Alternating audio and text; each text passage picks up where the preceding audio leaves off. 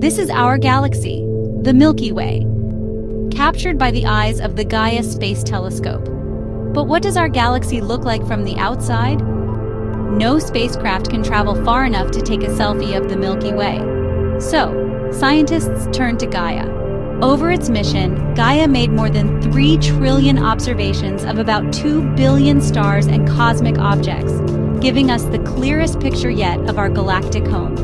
In this stunning animation, built from Gaia's data, we can identify the Milky Way's central bar and its graceful spiral arms.